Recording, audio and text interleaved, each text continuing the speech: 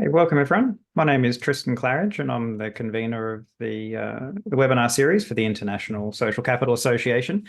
The association's mission is to advance the research and application of the social capital concept, and the association is open for anyone who would like to become a member. In this session, we welcome Professor Lindon Robison and myself, who will be discussing and describing social capital and social structures. So it's my great pleasure to introduce Lindon. He is a retired professor of agricultural economics from Michigan State University. And he's been doing some very interesting work looking at the relationship between triads of relationships. So welcome, Lindon. Thank you, Tristan. Wonderful to be here, and hello to everyone who has joined us online.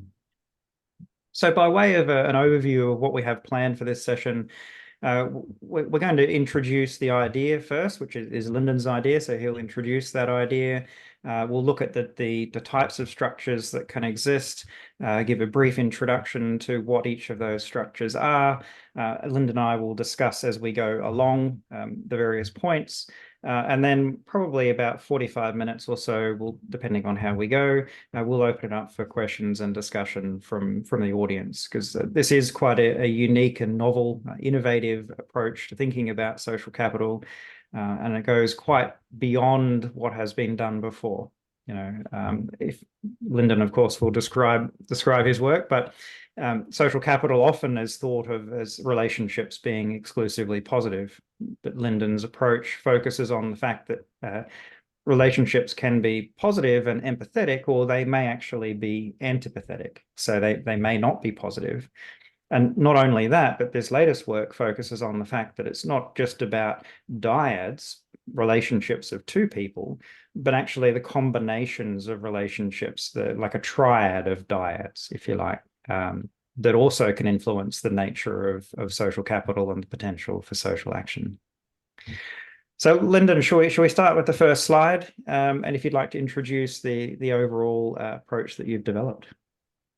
Yes, thank you, Tristan. And I just would like to acknowledge that these ideas are never born alone, that I've had so many wonderful conversations with colleagues.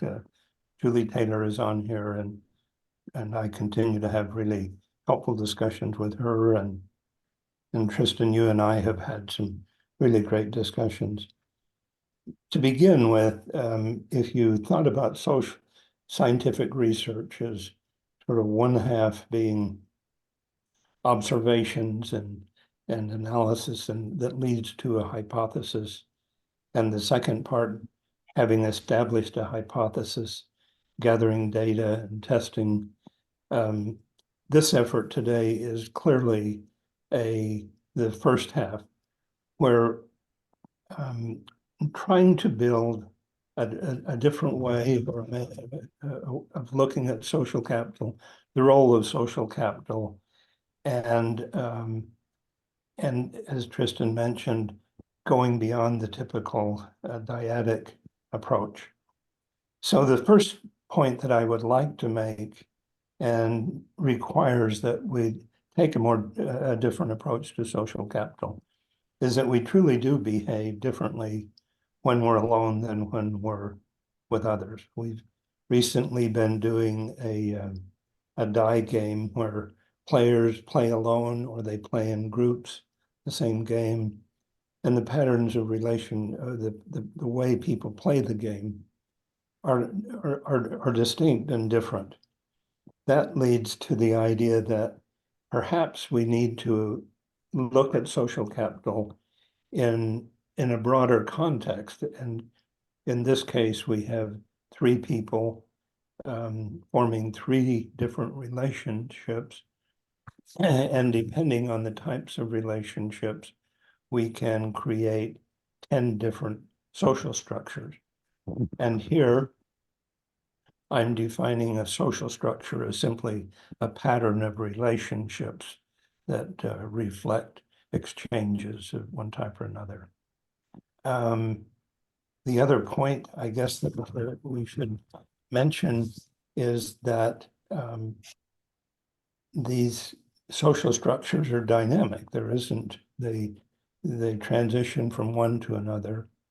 And lastly, some of you may have been around when Tristan and I had a conversation about cheap social capital. In fact, I think we may have had two, and that was followed up with some papers. Well, as it turns out, a cheap social capital is a particular social structure, but it's only one of a possible 10. So you might think of today's podcast as continuing that effort and looking at the other 9 that exist. And so the idea behind cheap social capital really is that the enemy of my enemy is my friend, or the friend of my friend is my friend, like that we can actually draw some conclusions about the way in which we structure our relationships, and the interactions between those relationships actually says a lot about how we feel towards other people as well. That's kind of the foundation for this. Is that how you got started thinking about cheap social capital? Yes. Well, as you know, it was sort of in isolation that when you saw patterns of behavior and they didn't conform to anything that you would realize or recognize as social capital rich in exchanges and so on, you said, well, I need a different structure to describe what's going on. And that, of course, led to thinking about cheap social capital, but without thinking that maybe this is one of others. And so it was since that effort that I started thinking about, well, are there other social structures? And so, and if so, do they have their own unique role for social capital? And that's what's behind today's effort. So for anyone who missed our previous webinars on cheap social capital, the word cheap is intriguing. Why do you describe that form of social capital as cheap? Well, for one thing, social capital I define it as connecting emotions of trust and empathy and sympathy that internalize the well-being of exchange partners, produces so many advantages. It leads to investments in social goods. It facilitates trade and exchange. It internalizes externalities. I'm using some, and it just has so many advantages. And so if you had antipathy or some other relationship besides that, that was an inferior imitation of social capital as I've defined it here, then it's cheap. What it produced is not valuable. In fact, it may be harmful, and that was sort of led to the definition of cheap social capital as depending on shared antipathy to create a connection between exchange partners. Surely not capable of producing the expensive and positive advantages of social capital. So certainly powerful because people can come together with a common enemy, and so they can unite, they can work together, they can collaborate based on that common enemy. So it's very powerful, but it's cheap because it doesn't actually require people to have goodwill and trust and solidarity and empathy and so forth with the people they're collaborating with, as long as they're collaborating against something. And I guess so it's powerful, it's cheap, it doesn't produce the same kinds of benefits and outcomes. And I guess in many ways, it's more likely to produce some negative outcomes as well. So is that enough of an overview, do you think, for our audience who perhaps didn't catch our previous webinars on cheap social capital? Yes, thank you, Tristan. I think you mentioned that it's very inexpensive to form cheap social capital relationships, and perhaps that's another dimension of the adjective cheap. Yes. So let's look at some fundamentals. Would you like to introduce these? Well, everyone that has been exposed to social capital has realized that it's very hard to get everyone to agree on what is social capital. But what I've found is that there does seem to be general agreement that whatever it is, it has to do with relationships. And if we're talking about relationships, that is how people are connected, then we have to describe, well, how are they connected?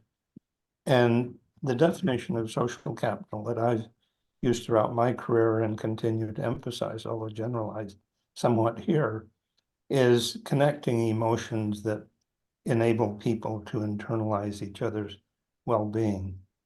In other words, if we are in a social capital relationship, our well-being is interdependent. If something good happens to you, I'm pleased. If something bad, I'm also harmed and made less well off. So, so the idea that when we talk about social capital, we're referring to relationships and what connects people in relationships.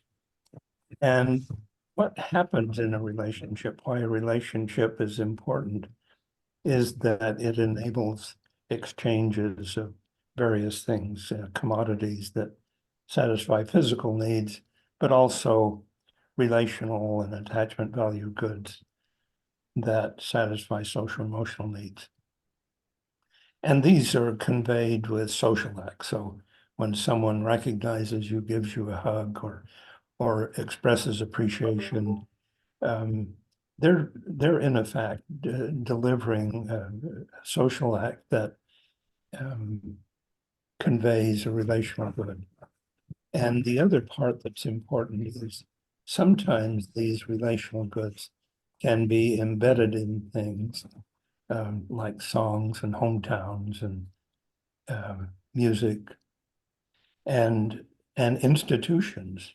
And when they do, they're kind of act as a storehouse of relational goods, and they're valued differently than just the thing they're embedded in. So if someone hits, a famous person hits a home run baseball, suddenly that baseball is no longer just a baseball, but it's the baseball that was homered by some famous person that treated much differently.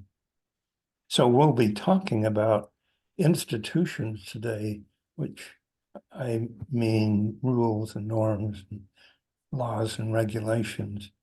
And almost all of them that are generally accepted have some kind of attachment value. And this really is the strength of your approach to social capital, is that it doesn't just simply assume that where relationships exist, positive outcomes must occur. It focuses in on those qualities of the relationship that actually connect people, that actually change the nature of exchange. And of course, exchange is an economic kind of terminology to use, and people in sociology and other disciplines may use other terminology. They may use interactions or the way in which we engage in social acts, perhaps, or there's various terminology, but that's really the strength. And by focusing on the qualities of those relationships that you have, we can see here on this slide that social capital is about these positive emotions that connect people. But clearly, where negative emotions occur, then we need to take that into account as well. And I guess that's exactly what we're going to be talking about today, is the potential for relationships to be empathetic and to have those kinds of positive qualities. But maybe some relationships are indifferent or arm's length, or some maybe are actually negative and antipathetic.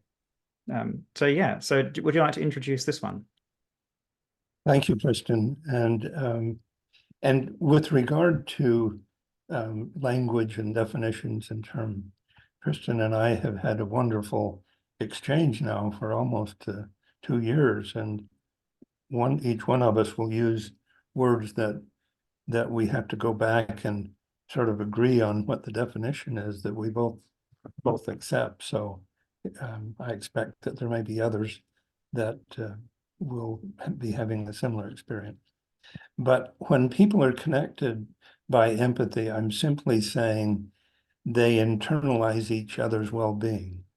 So what happens to one happens to the other in the same direction. So if someone if a family member of mine succeeds, I feel very pleased about it. There is an indifferent relationship, which I've represented with a 0, which means simply that we agree to accept institutions, rules, laws, norms, customs, and so on, that allow us to exchange things, reflected often in market kind of transactions, where it's not dependent on relationship, but on an agreement as to how do we exchange and what are the terms and level of trade. And finally, antipathetic means that we internalize each other's well-being negatively. That if I'm in a hotly contested sporting event and my competing team succeeds, I'm not very happy about it. I experience that in an antipathetic way. So that can be much stronger. Or if you thought of these on a continuum, these are 3 archetypal relationships, but you could have just almost an infinite expression of all of these. And the other thing that I would say about these relationships is if person A really likes B and B doesn't like A, B can take advantage of A. And so we often think that relationships tend toward symmetry, that A and B feel toward each other at about the same level. So with 3 different sort of archetypal relationships and wanting to examine social capital in a much broader context, I represent 3 people as A, B, and C, and 3 different relationships, A with B, B with C, and A and C. And now what I think we would like to examine is the 10 different social structures that include these 3 different relationships, A and B, B and C, C and D. And these are the relationships or the social structures, and then we'll talk about each one in more detail. And notice that we, in the first, I guess in the second column, we have the relationship A-B, and then the second column is the relationship with B and C, and the third relationship with A and C. So those 3 relationships we'll keep referring to over and over again. And on this slide, I simply want to point out the 10 different social structures that we'll examine, and each one will have a unique role for social capital and outcomes. And the 10 in number 1 is the empathetic, where all 3 relationships are enjoy empathy. The broker social structure, where A and B have empathy, B and C have empathy, and A and C in the third column have an indifferent relationship.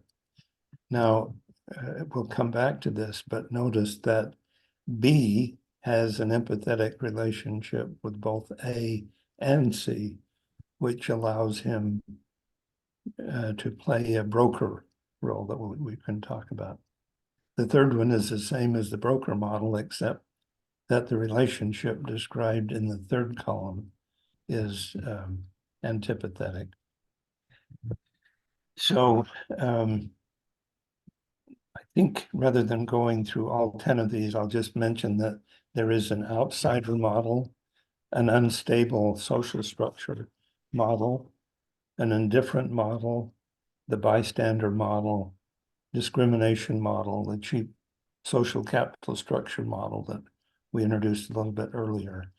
And finally, the Hobbesian social structure that, and I think once we give examples of each of these social structures, it will be easy for you to recognize the unique characteristics of each structure. So I think So well, yeah, so we'll have a look at each of these 10 so that we can understand a bit more about how they work. If I can just highlight a few of the things that Lindon just described. These relationships could be between individuals, but they could also be between groups, even between nation states. It doesn't really matter on what level we're talking about. You can still have these triadic social structures occurring. The other point that he made was that this is a very useful heuristic, that any one particular relationship isn't going to fit perfectly into one of these three categories. And in reality, an arm's length or an indifferent relationship may not even really exist. We tend to have feelings towards every individual we encounter, but there may be some where there isn't really anything going on. It sort of sits in that realm of indifference, maybe a little bit positive, a little bit negative at different times for different reasons. But the point here is that by creating these categories, we can then use it to understand the kinds of structures that are outlined in this table, acknowledging, of course, that reality is far more complex than three simple boxes. Any other points before we move on, Lindon? I would just say that, of course, we experience and observe social structures with lots of people, and within that social structure, we may find several examples of these 10, but we won't find a different social structure. You may find several broker social structures within a larger framework. But as far as we can tell, these are uniquely represent 10 different social structures. And yeah, and I think the other point too that we acknowledge is that not all relationships are symmetrical. That we're using symmetry here in this model because it becomes unwieldily complex if you don't have symmetry. And most relationships tend towards symmetry anyway. And so we just simply, when we're using this model, we need to understand that not all relationships are symmetrical, not all of them fit perfectly into these categories, but this is a useful kind of schema for understanding them. I think they're the main points I think I'd like to make. Yeah. Mm-hmm. Correct. So let's run through each of the 10 then. We'll go through these fairly quickly if we can. Lindon, if you'd like to describe and give an example of this one.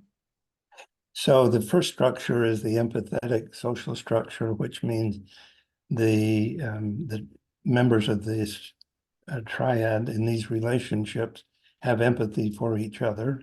They may be in different resource position, but nevertheless, their mutual empathy allows them to exchange directly with each other.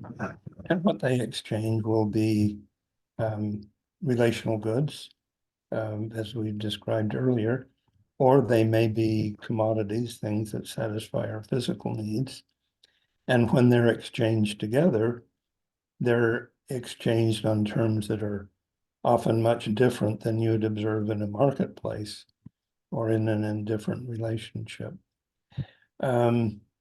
The difficulty or the challenge for the empathetic social structure is that empathetic relationships are costly to maintain. You can work a long time to build a trusting relationship, and then one event where exhibits untrustworthy behavior can suddenly downgrade the relationship to something other than empathy. And there may be something equivalent to entropy that says, unless I'm continually reinforcing these relationships, they can very easily be downgraded to something other than this empathetic triad. And that's a really interesting point, because there clearly are some forces that push towards more negative relationships, but there's also forces that push towards more positive relationships too. The need for belonging and social support encourages people to want to build relationships and invest that time in doing so. And also the positive rewards that we may receive from engaging and having relationships as well would encourage towards the development of relationships. So one of the things that we can discuss and use this structure for is to look at how those forces may push these structures towards a different state, transition from the current state to a different state as a result of those kinds of dynamics that exist both within the triad and as well as the kinds of forces that you just described, as well as what I've just described as well. Yes, thank you. In fact, I think one of the, if you look at something else that will create these empathetic ties is a outside calamity or threat that really unites the social structure in a common effort. So there was very positive social connection after 9/11 when, at least in the United States, we shared a common threat. Should we move on to the next one? Yes, the only, before we leave, yes, here is the broker social capital. So if you have a broker that has empathy, let's say a broker B has empathetic relationships with person A and person C, but person A and C only have arm's length relationship. The possibility for social capital or someone, the broker, can use its social capital to try and connect or broker exchanges between persons A and C. And this is one of from a movie that some of you may recognize, a much earlier version of Lindsay Lohan, who two twins who didn't know themselves found themselves together at I guess a summer camp and realized that they shared parents. And then the rest of the movie describes their effort to broker their connection. But you see other broker relationships, such as a real estate agent who may have a good relationship with the buyer and seller, uses their position, sometimes social capital, to facilitate an exchange between A and B. You also find people who use their connections to connect people in social relationships. For example, I have a friend who knew my wife before she was my wife and me, and introduced us, and that began a long story. So we see the broker social capital or the social structure model in lots and lots of different settings. And this is essentially the social introduction, the friend of my friend kind of idea. Because if we look at it within the table, the relationship between A and C is purely arm's length. But for A, their friend B also has an empathetic relationship. So it becomes the friend of my friend, and therefore that's how, I guess, how we could understand this structure as well. Yes, and we all benefit from, particularly in exchanges that require chains of activities. We all depend on some kind of broker to connect links and a chain of exchanges. So in terms of transitions, then this structure is relatively unstable because it's likely to transition towards empathetic empathy structure through that process of broker, isn't it? Yes, indeed. And so if you look at this broker structure and you say, and if there is kind of a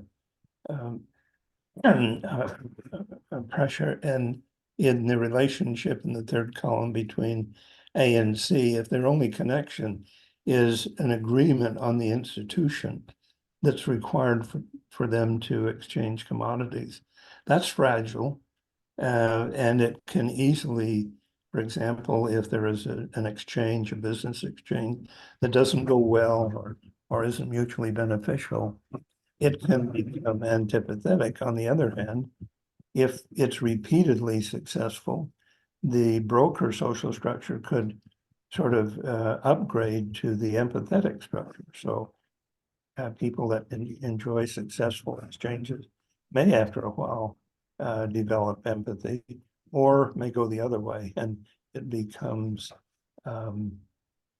antipathetic. And now the social structure of the peacemaker is much different. In the case of the A and C who are empathetic, often what they're engaged in is destructive and defensive acts that are mutually disadvantageous. And the broker, who still has empathy with A and C, finds his role of trying to get A and C to form a treaty, to upgrade the relationship, to agree on whatever is leading to their antipathy. And there is a slide that describes at least one successful example. At least it was successful for a short term, and with the leader of the Palestinian group, Arafat, and Shimon Peres from the representing the Israeli, who for a while had an agreement that led to a cessation of hostilities. And so you find this peacemaker social structure often appearing in major conflicts where we're trying to, if not get the combatants into the role of empathetic partners, at least to move them away from their mutually destructive roles. So in this case, the previous the structure was hostility or antipathy, and the broker having empathy between them both, which allowed him to assume the role of the peacemaker. And that's the real strength of this approach to triads, is that it illuminates the dynamic nature of social capital and how things change as a result of the different interactions between the different parties, whether they be individuals or in fact entire nation states that are acting in these ways. Should we move on to the next one? Before we leave, then just let me say that in the empathetic structure, exchanges of relational goods and commodities are direct. In the broker model and the peacemaker social structure, they're indirect, often going through the broker or the peacemaker, and hopefully on their way to a stronger model. Yeah. So the fourth one is the outsider structure. So this is a cartoon of a picture, or at least a theme that we've seen in lots of places. You have friends at the dinner table enjoying each other's company and exchanging relational goods. And then you have someone who is estranged or not an enemy at least, but doesn't have the empathetic relationships required to join the table on the left. So they may, on the left, this group of friends are exchanging relational goods, having a good time. I'm sure it's implied that they have other exchanges that may arm's length, and maybe they agree on lots of rules on where you can join and sit at the table and how you behave and so on. Perhaps we could just go up to the table and identify that structure before we move on to the next one. This is number 4. So we have one empathetic relationship, which is between A and B in the first of those 3 columns. But then B and C and A and C, those 2 zeros, are describing C's sort of arm's length to A and B. So it's the person last chosen at the party or not invited, or and then of course we have international treaties between two countries that don't include another. Again, it's not hard to find examples of the outsider social structure. And it seems this kind of structure could easily become the bystander, or not, no, not the bystander approach, but it could easily um, devolve where the outsider becomes an other and actually becomes antipathetic towards them. Exactly. Yeah. So, okay, if I'm the outsider and I see myself That's excluded from, discrimination, isn't it? yeah. Yeah. But it's an easy transition from the outsider model to the unstable social structure, where the outsider says, hey, I'm excluded from this club or this empathetic group, and I don't like it, and I'm going to get even. And so you have this this zero, this arm's length relationship downgraded to an antipathetic relation in social structure number 5. And this creates a very unstable social structure. And what makes this really unstable is that B has a relationship with A and C, and C asks B, how can you trade with my enemy? And I think if we go to the picture of the unstable relationship, we can see a really good example of that one. So here is the leader of Hungary, who has trading relationships with Putin. And on the other hand, he would like to maintain his status with the European Union that are basically having antipathetic relationships with Russia. And so can the leader of Hungary maintain an arm's length relationship with Putin and a empathetic relationship with the European Union when the European Union and Putin basically have an antipathetic connection? So it's unstable. It's not likely to be maintained. And there will be pressure on B. For example, the European Union is pressuring Hungary to sort of downgrade their relationship with Russia, or B maybe wanting to maintain its relationship could downgrade its relationship with A. So you just become an arm's length relationship with both of them, which Yeah. is So the unstable is likely to go either to the outsider model if there's some resolution of that antipathy, or probably more likely towards the discrimination social structure. And perhaps there's some strong psychological theories that support that idea, that in-group, out-group, outsider model approach, where if you're in the club, then it's pretty easy to make those who are outside of the club an other, and to therefore actually be antipathetic towards them as a result. So should we move on to the next structure? yes. The number 6 is often referred to as an arm's length social structure. Coming from an economic background, what it describes as strangers trading things motivated by selfish interests. So you both, A, B, and C, all agree on the institutions that organize the exchanges, but the exchanges don't include relational goods. And so if you're studying economics, this will be one of the early models. It's the 0, 0, 0 that doesn't account for relationships. Now that's maybe too general, but the point of it is that it comes close to describing exchanges that may occur on the internet when we pull up to a gas station and our only exchange is with a shrouded piece of metal.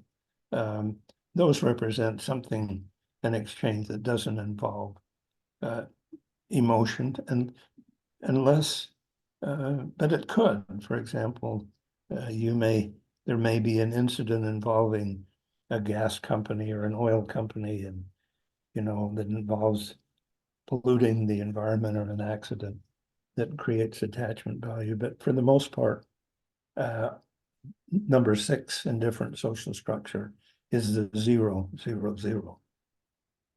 And it seems this is most likely to occur where you have one-off interactions with people or organizations. And as you pointed out at the beginning, the repeat interactions and exchanges between individuals or organizations tends to push towards either empathy or antipathy. Like you either come to like this person and get to know them, and so in general, well, this structure seems to be quite unstable as well, because if as soon as you introduce any repeat exchanges, then the potential for one or more of these arm's length or indifferent relationships to shift either towards empathy or antipathy seems quite high.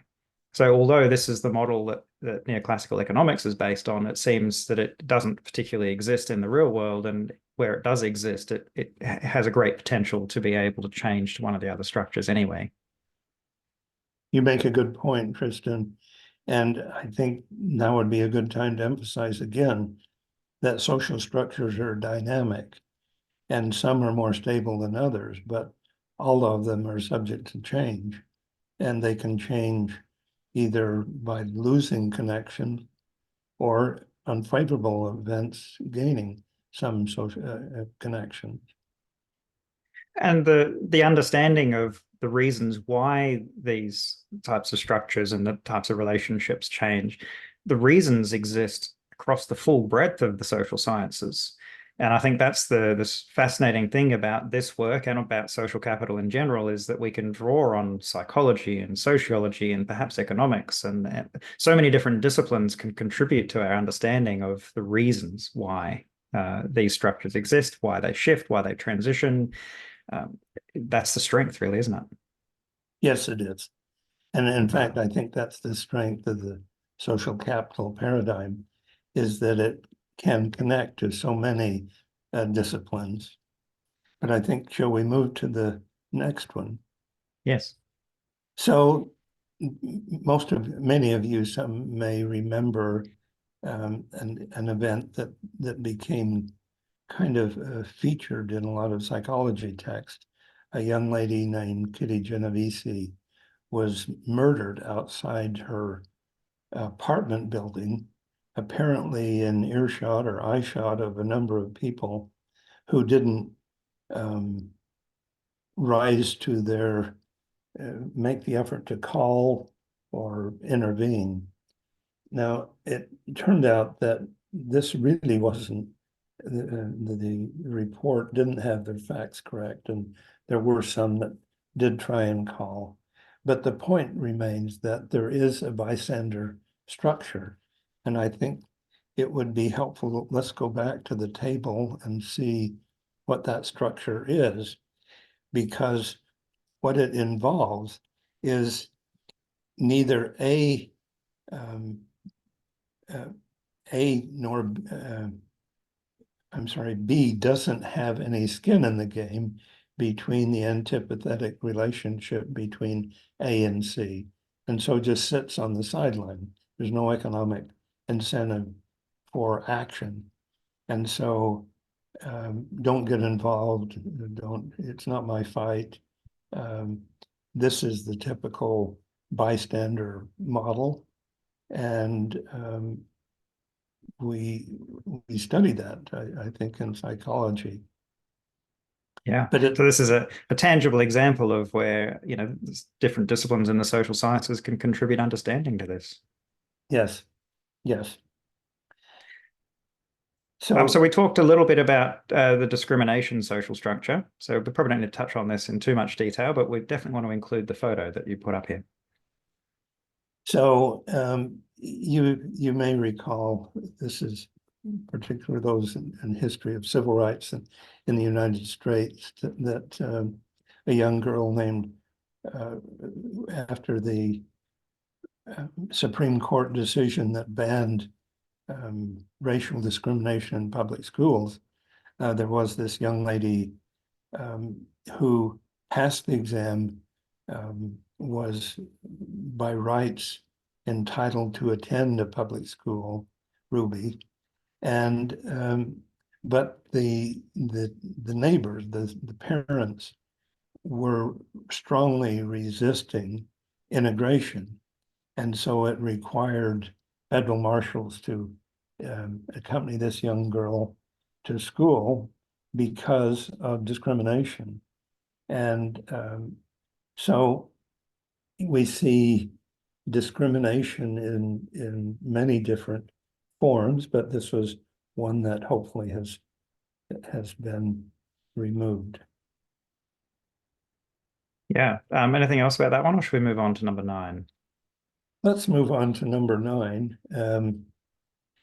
We talked a lot about the cheap social capital structure, and one of the things that we said about the cheap social capital structure is it's inexpensive to create.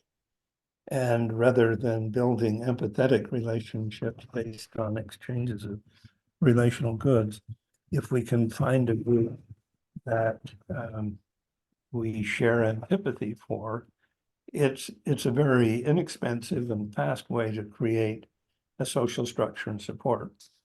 So in this case, the object of the antipathy were Mexican immigrants, and that has been a theme which is now very important in the political outcomes in the United States.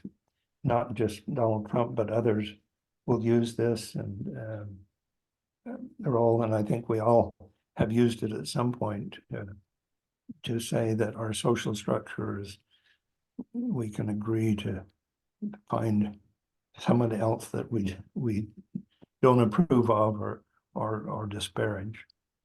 And it's of course the one next to the least positive connections, in that it's cheap to create, but it's cheap what it can produce.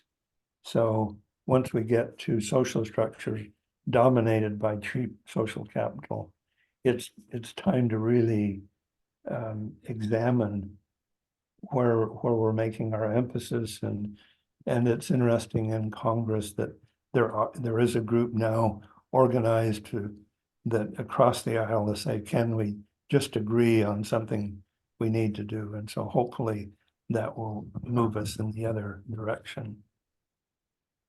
And the last, before we move on to that one, the cheap social capital structure, we see it in politics, of course. And if you watch the webinars that Lindon and I gave previously about cheap social capital, you'll see that there are examples of this that exist throughout society, not just in politics, but in all sort of areas. And it's not just one political party that's doing it.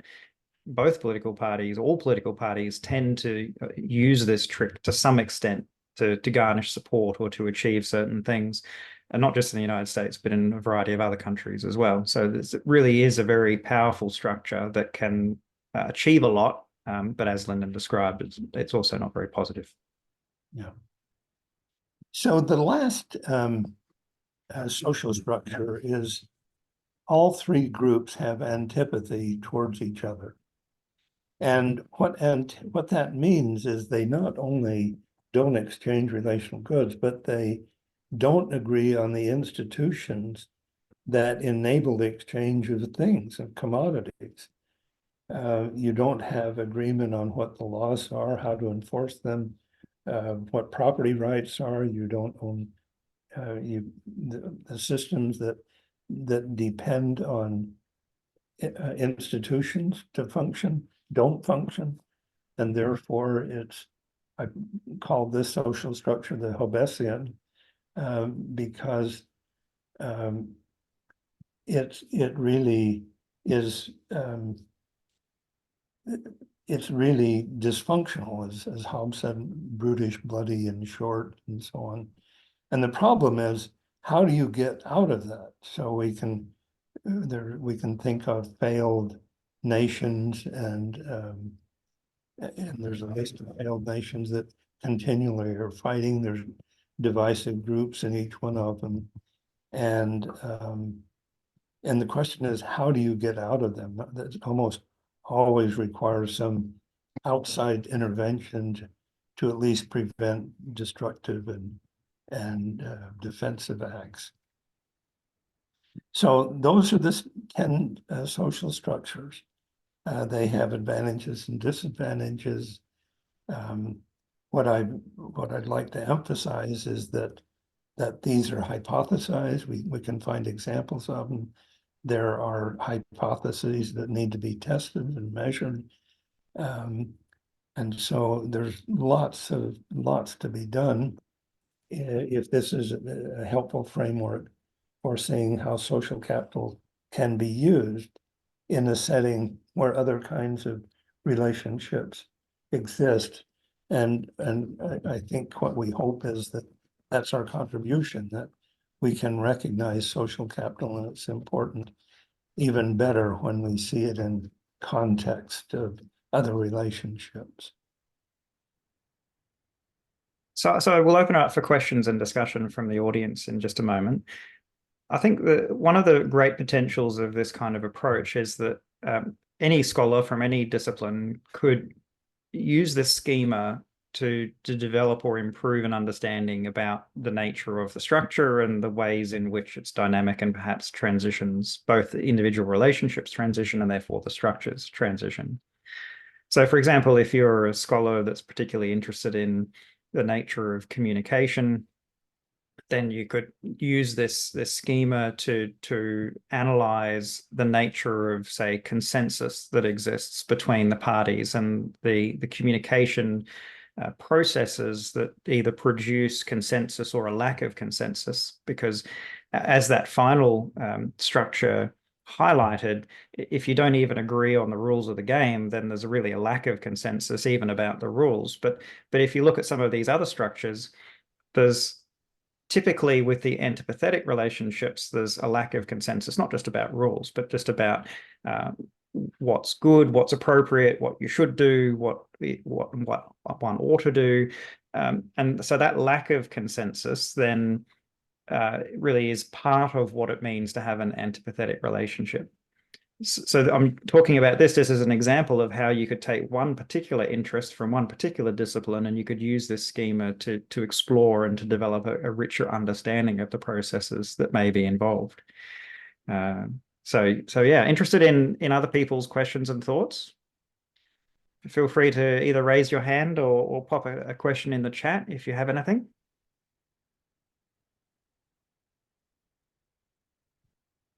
Might leave it on this slide while we have discussion so that you can refer to any of these 10 structures as we talk about it.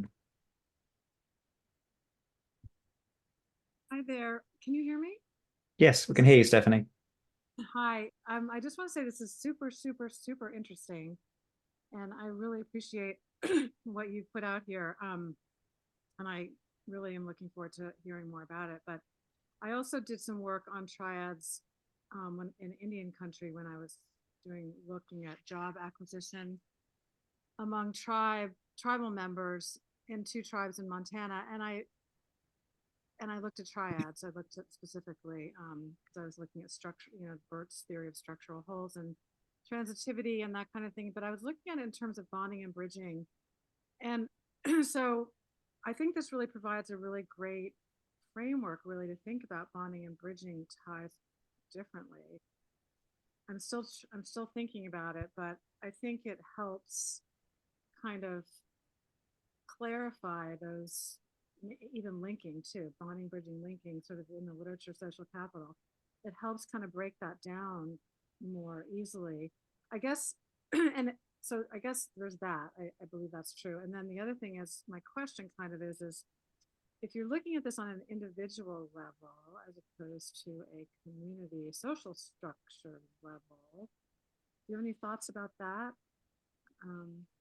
and how this translates? So yes, the answer is that I think the strength of the social capital paradigm is that it really does connect to so many social science disciplines. And for example, networks is a powerful tool, and we can use it to describe where social capital lives in using different kinds of relationships. We can describe different kinds of networks. We can talk about institutions or rules or norms that order and shape behavior and connect, well, how are they formed? How do we get sustainable institutions? In my own discipline of economics, which focuses on the 0-0-0 model, where you'd have no relationship, it's a very easy transition to say, well, if I include commodities and relational goods, I get all kinds of exchanges of commodities. So if I'm selling a used car to a family member, or we've done a number of studies where relationships alter the terms and level of trade. In risk, we now are collecting evidence that says how people assume risk and how they make risky choices is a function of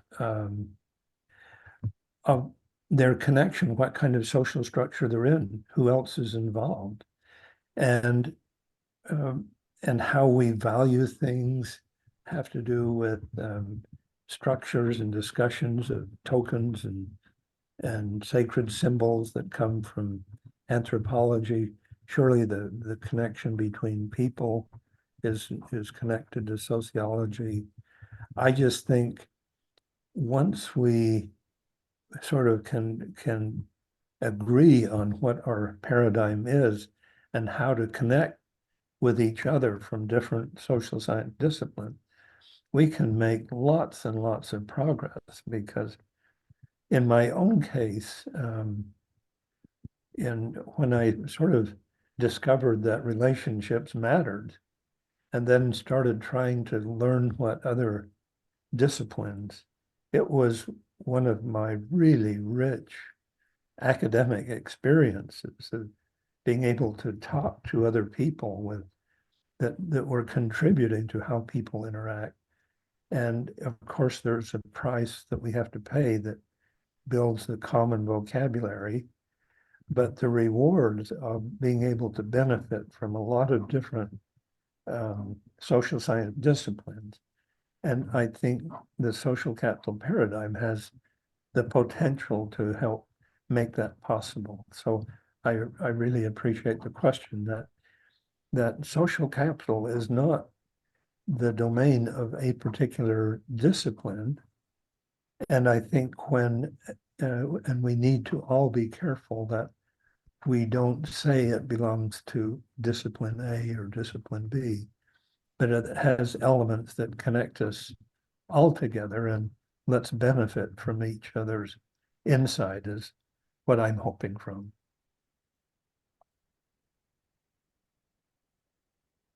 Thanks Yeah, for I your think, question. yeah, thanks, Stephanie. I think it's an interesting question about how this relates to the distinction between bonding, bridging, and linking forms of social capital, because quite often, and as we highlighted in the beginning, the tendency is to treat the existence of a relationship as having positive outcomes, and to not consider the possibility that a relationship involves negative outcomes. And then there's also the question of what is a relationship, and when do two people have a relationship? You know, what qualifies as being part of one's network or a relationship existing? And these are I think, fairly difficult questions to answer. And the edge of a network and what is and isn't a relationship really blurs. And we could perhaps, and I'd be interested in Lindon's thoughts on this, as well as Dr. Ramat Shazi is in the audience as well, who looks at network configurations. And the idea that we have, we have we have people within a social structure, say within an organization. Some of those people are connected and some of those aren't connected. But those people who aren't connected, they don't have an existing relationship. Are we actually saying within this model that they have an arm's length relationship? Because if they come upon each other and there is a need to interact or exchange on any basis, are we assuming that it's arm's length until it isn't? Is that what we're kind of saying? And then when we're looking at the configuration of a network, can we then start to understand social structures by the existence of relationships, which, according to what we're talking about here, could be anywhere from empathetic to antipathetic? And if those who we don't have an existing relationship with, we're assuming is indifference. What's your thoughts on that, Lindon? Well, oftentimes when we think of relationships, we think of face-to-face encounters and exchanges. I meet you, we have dinner together, we take a class together, and so we have a possibility of exchanging relational goods or commodities on a face-to-face basis. But when we move to large groups where the possibility of interpersonal exchanges is limited, if we're going to develop a relationship, it has to be through some kind of attachment value to both rules, but also to things. So I'm reminded of, we're in the midst of national basketball fever right now, and people are connected around the country to a particular team with a mascot, a shirt, a place, and I was reminded as I was going down the airport a few days ago, someone was wearing a green t-shirt, and he said, we exchanged greeting, go green, go white. We'd never met in entire lives and probably will not do so again. But the fact that we both shared attachment value for a common place established a relationship. So when we talk about relationships that are, and now this social media has completely changed how we think about a relationship, how many friends you have, and how many likes you have, and how to interpret these in the framework of a relationship or a social structure is complicating. But at least I think we can say a relationship means that we're somehow connected. What we're not quite comfortable doing is defining exactly what that connection is and what it entitles you to do. Yeah, I think that question came up in one of our previous discussions, Lyndon, and just off the top of my head, I said, well, a relationship must involve mutual recognition. But exactly what that really means and what qualifies as a relationship and what doesn't becomes much more difficult, because when we say walk down the street, we're recognizing things in everybody that we see, and we're attributing meaning and therefore it's in everything that we see. We see a woman, we see a man, we see race, we see age, we see maybe socioeconomic characteristics, maybe team affiliations or political affiliations, and so on and so on and so forth. So everyone we see, we're recognizing something. And those recognitions and the meanings that we attribute to them then shape the nature of our interaction and exchange with that person.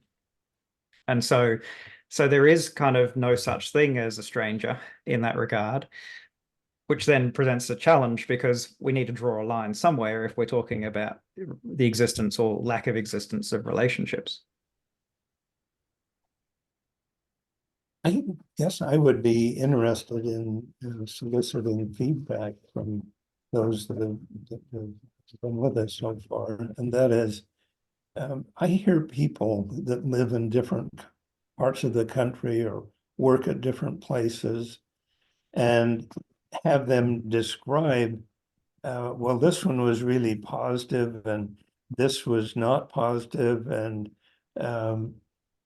And I'm just wondering what is okay, so if we recognize the different social structures and we can even identify our experiences as we belong to different ones, therefore what? Therefore, what does that mean? Okay, so I went to one place and I was an outsider, and another place I was a broker, or in another place I was part of the empathetic whole. Therefore, what?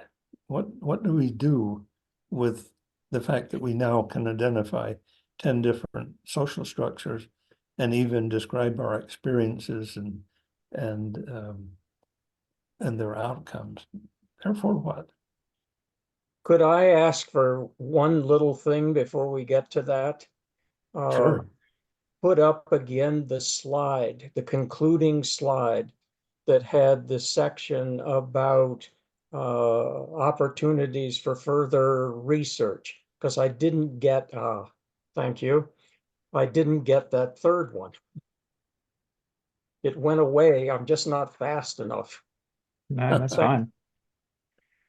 And also following on, Jack commented in the chat about stereotype, and we have a lot of words to describe these recognitions we see in other people. They can be stereotypes, but where they're negative, we could call them prejudices. But these recognitions are a natural part of what it means to be human, because we see people, we find meaning, we try to interpret, and then we then base our actions based on those things that we interpret. So some of them are negative and perhaps destructive, and we have a name for them, prejudices, and then others are not necessarily positive, such as stereotypes, but they are commonplace. It's what we do every day whenever we go about our lives. I will say one thing that I have found as a product of these different social structures, and that is they are described in all kinds of entertainment venues. I don't know, there is a movie about Mean Girls that is one of the great examples of cheap social capital. And there are just wonderful movies about the Shakespeare is a great one for identifying a social structure and using that as the theme. So I do find, if you're watching a movie or something to identify what social structure is being represented, I have found that an application, but I'm hopeful for something more substantive. So we're interested in your thoughts, even just comments about whether you find this useful, what you think its applications could be, obviously any other questions or clarifications, or how it may relate to your own work. We're interested in what you think about it. And if Ramat is here, we'd be quite interested in, if you feel like it, in what you think about it, how it might relate to your work. Hi, Tristan. Can you hear me? Yes, I can hear you. Lovely. Apologies, I'm not quite sure what's happened to my camera. It's on, but it can't capture me. Apologies for that. Thanks, Professor Robison, for that presentation. And it's fascinating to actually look at the various triadic structures that we can analyze. This is great material for me to actually prepare for my sharing in a couple of weeks.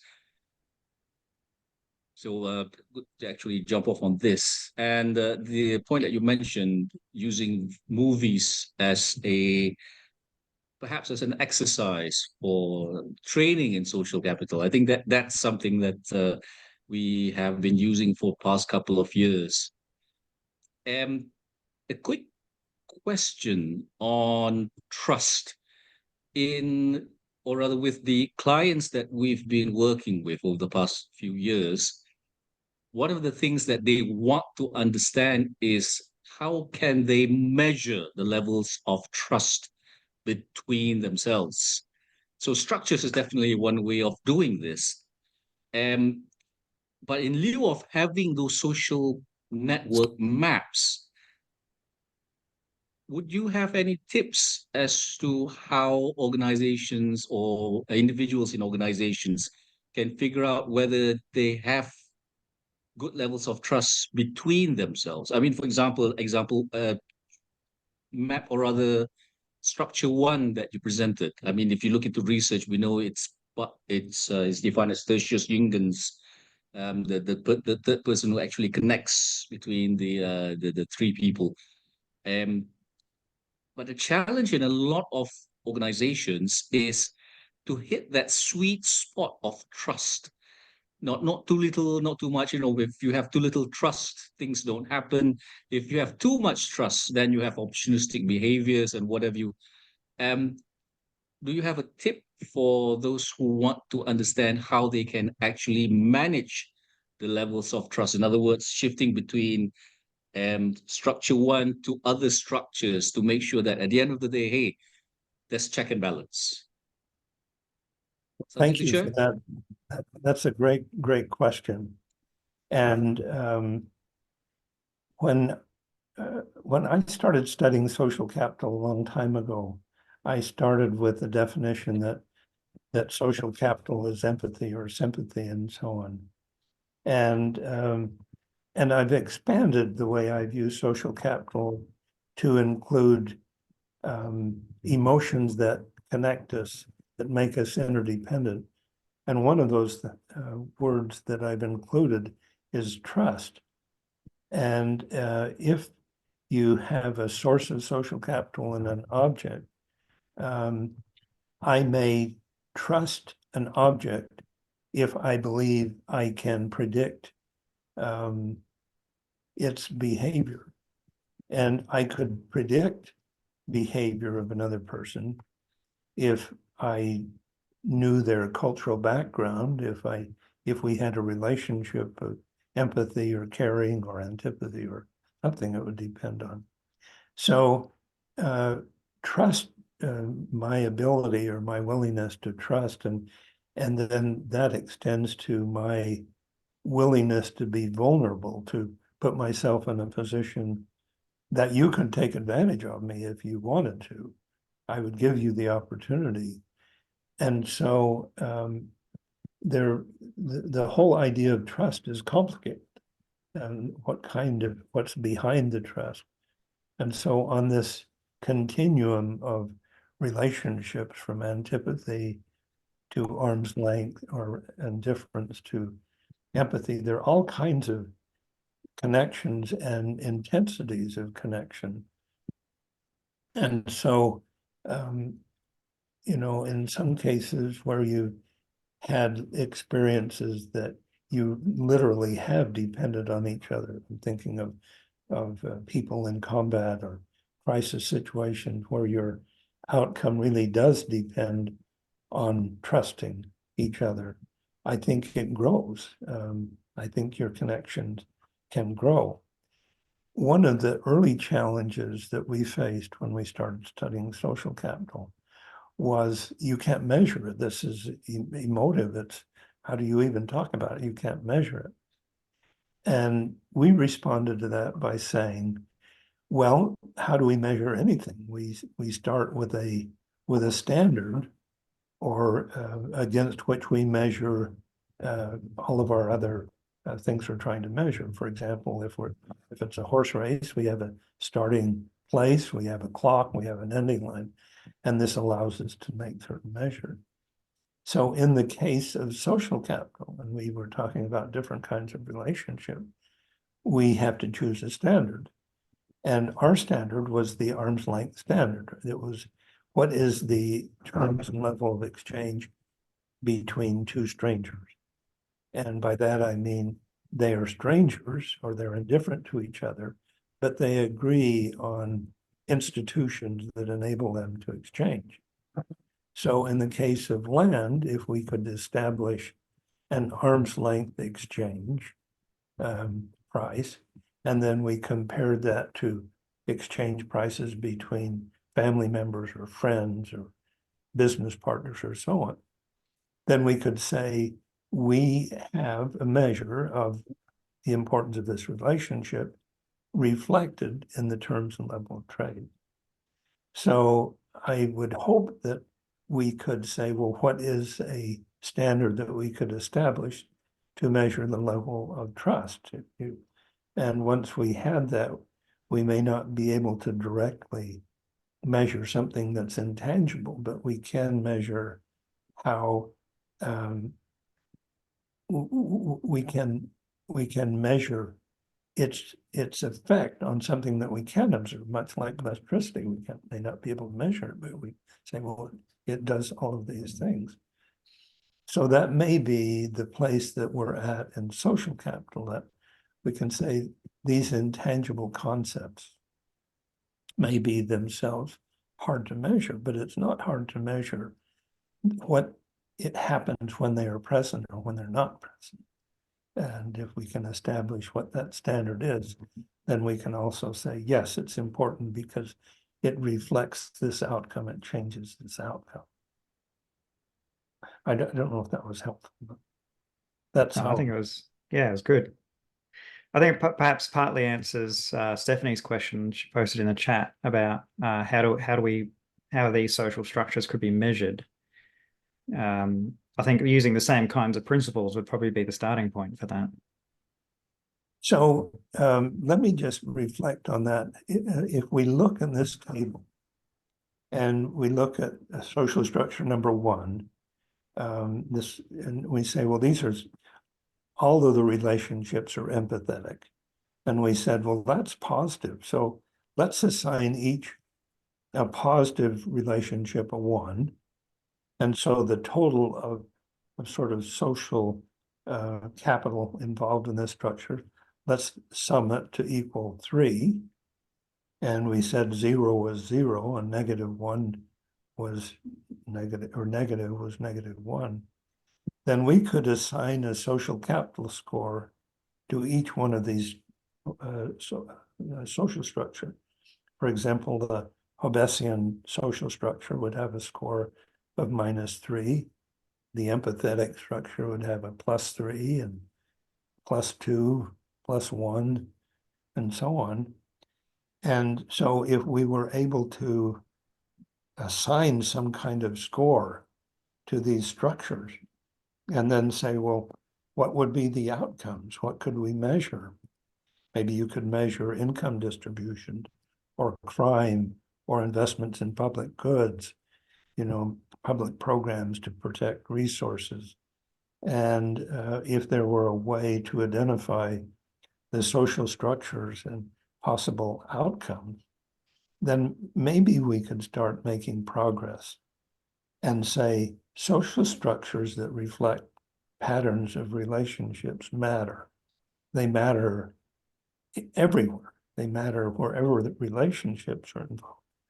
Then perhaps we could start making some progress and having some influence, because we've now identified a concept and recognized that it has an important influence on how we experience our surroundings and our communities, so on. That makes a lot of sense. I guess I'm struggling with sort of, like, I understand what you're saying about, assigning points, if you will, just to a community or a location or a structure, but how do we decide what that's made up of, I guess? Like, what are the boundaries of that, and how the assumption is that a single person could be part of a broker social structure, part of a indifferent social structure. And so how do you actually quantify or sort of, I'm not sure if I'm not really able to articulate my question very well, but I'm just thinking about like a community. Like, how do you decide whether it's unstable social structure overall? Because the only way that I can see that you would be able to do that is by understanding the individual triads within that community, right? And so if, do you understand what I'm asking? I'm just not asking it right. I don't really, I just don't understand. I'm struggling with how to apply it to, I guess, a community, if you will. So that's a great question. And for a number of years, we really focused on how do you gather, what is an index of sort of social capital in a macro sense. If you looked at a state or a country or a community, how would you just dive in there and say, how would you rate the social capital and so on? And that's a discussion for perhaps another time. But eventually what we concluded and tested and eventually published a couple of papers on the connection between social capital and income distribution, and then connected it to a lot of social outcome variables. So that's something that we can make progress on. I think we were encouraged by our ability to sort of correlate sort of social outcomes and income distributions and so on, that there is a strong correlation. But that may be a long discussion to get into all of the details. But I love the question, and I think it's where we should go. I mean, identifying the 10 social structures may be the first step, trying to make use of them and trying to help use them to guide policy and our approaches. I think that's down the road and something that requires us all to commit to. Perhaps another way of thinking about it is that it's quite common to try to measure, say, social capital within a particular group or a community, and to look at the existence of bonding and bridging, linking types of ties, and then to categorize the community or the group as being dominated by bonding, bridging, or linking types of ties, or to evaluate those across those different types of social relationships.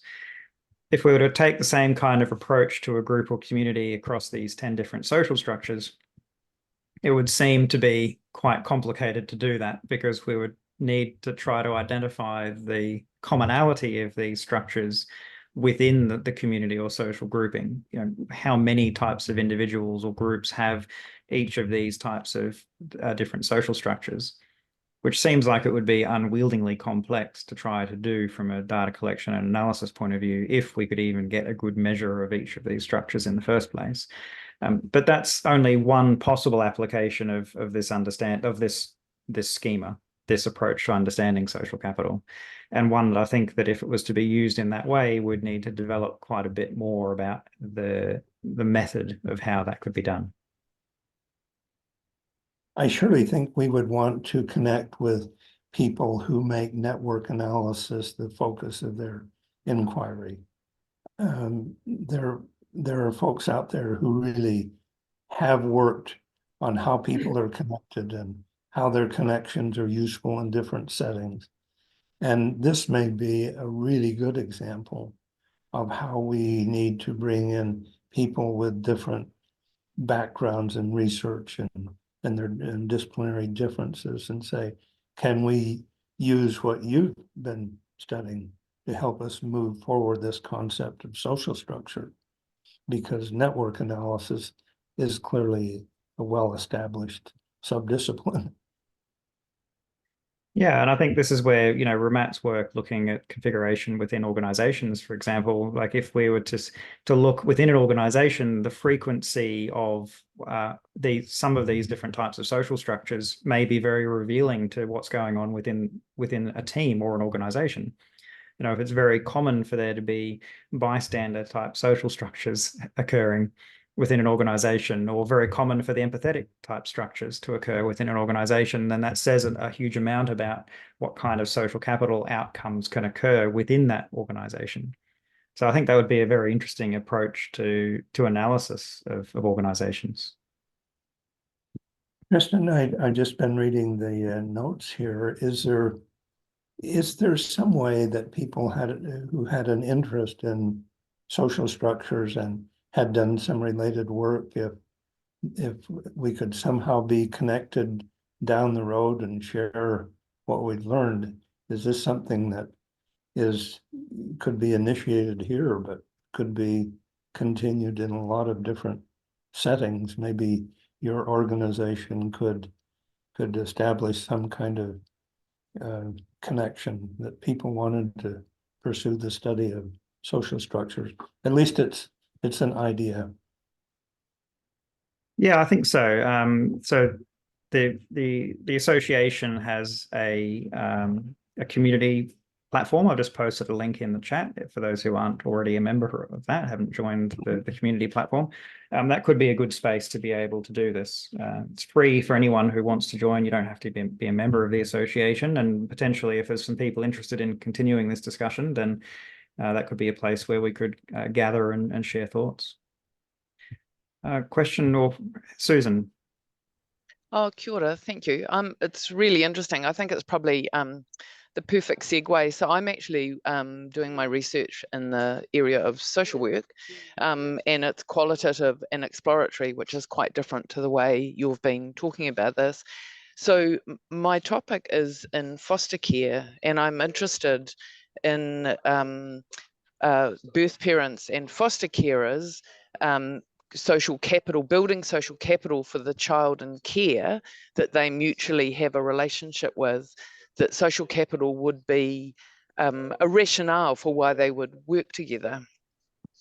And I guess one of my questions comes up because I can see lots of these structures working, but there's something about disparity of power that I can't see within your 10 examples. And I just wondered, Lindon, if that's something, is that a layer on top of this, or what you'd thought about when with the power differential like there is between birth parents and foster carers?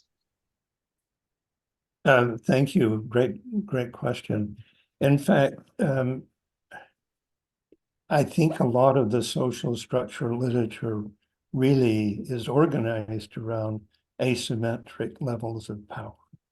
And so connecting social structures to relationships of empathy, indifference, and antipathy is sort of a different way, but it doesn't in any way diminish the importance of social structure analysis of power. But what I do think matters when these two approaches are connected, there's a metaphor of power of the carrot, stick, and the hug.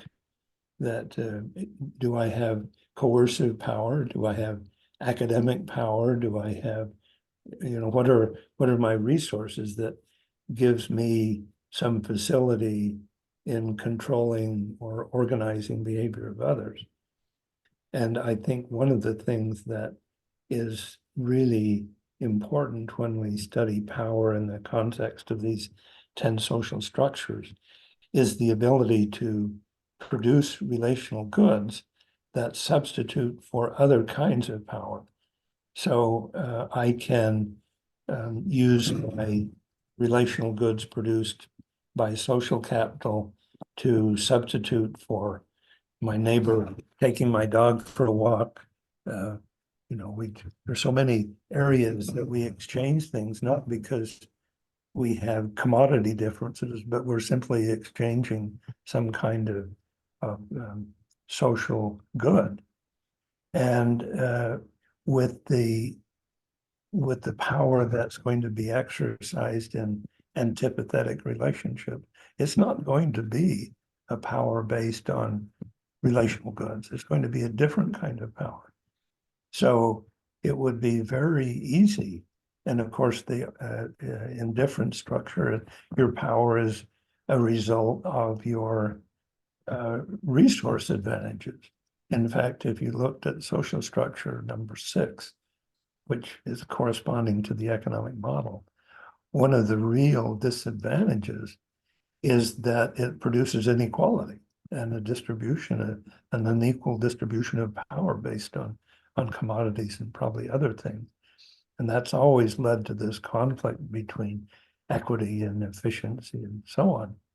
Well, if that's going to be hard to address without accessing some kind of empathetic power or some agreement that this isn't this rule or this structure isn't what we want.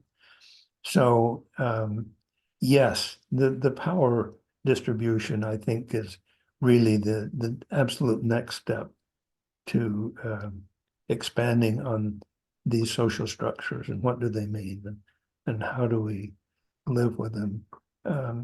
But I think about some of the original work in social capital, like the creation of sort of treatment in the study of human capital, about how students were treated differently in a sort of a caring and empathetic environment, and how that produced different levels of human capital depending on what kind of environment they were. Just think of the implications for education. If I'm being a student in one of these structures, how would I respond differently? So there would be, if I were in a bystander model or an indifferent model or an empathetic model, or heaven forbid, a cheap social capital model, you know, what kind of outcomes, what the outcomes could be and how they would be distinguished.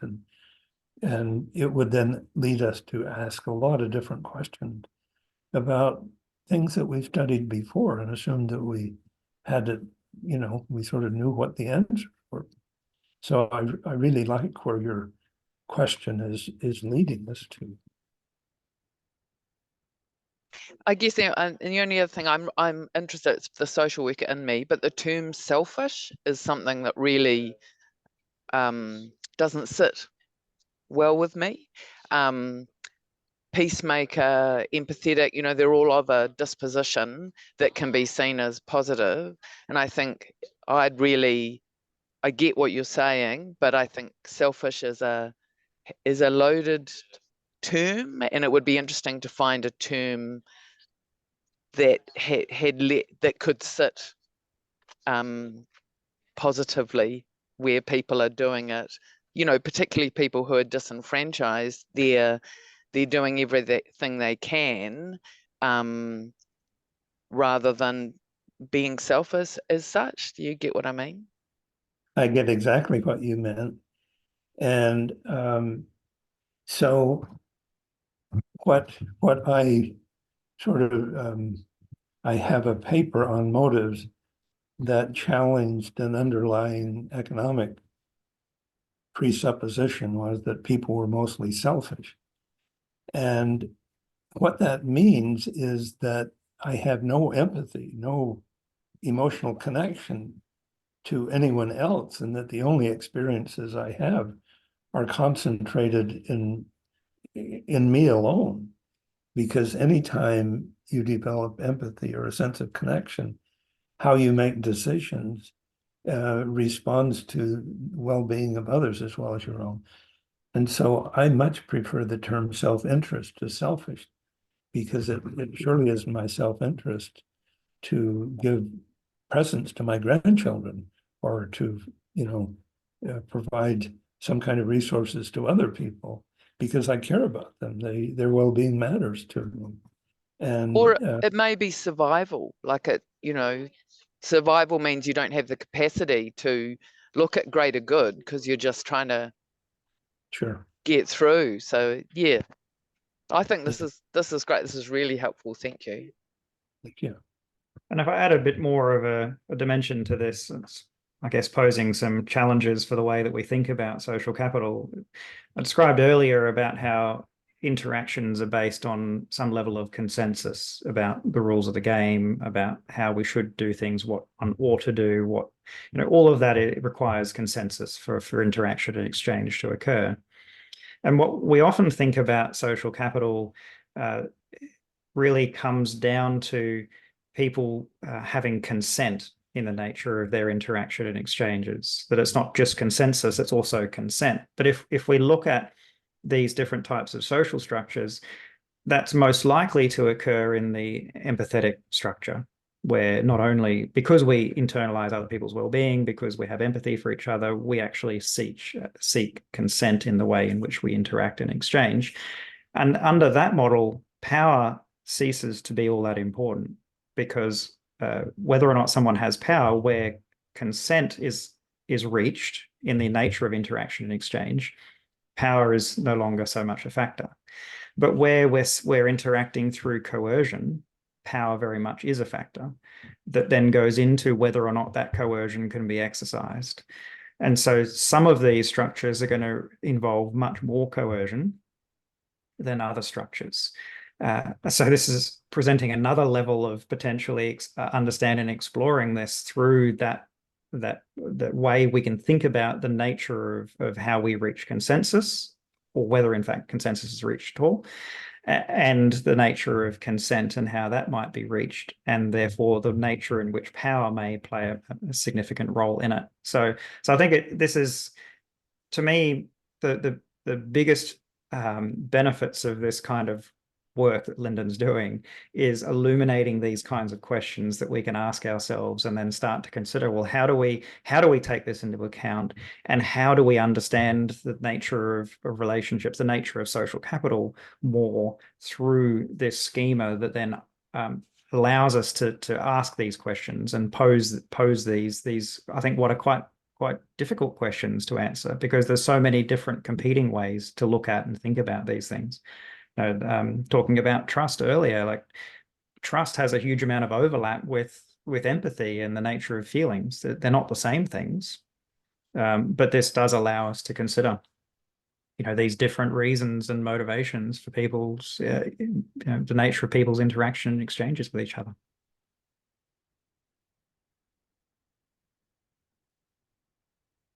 Thank you for great questions. Yeah, absolutely. Thank you. So there was a question from Mike. I think we may have touched on this a little bit, just going back up a little bit, because he was asking about whether it could be used as a means of planning or analysis, say in corporate management, or in community or civic members and leaders in social groups. I think Mike's actually had to drop off, so I'm not sure if we can have any further follow-up on that. And we are a little bit over time, so unless anybody has any final thoughts, I think we should bring this to a close. Thank you all. It's been delightful to be with you. Great. Thanks, everyone. Let's end it there.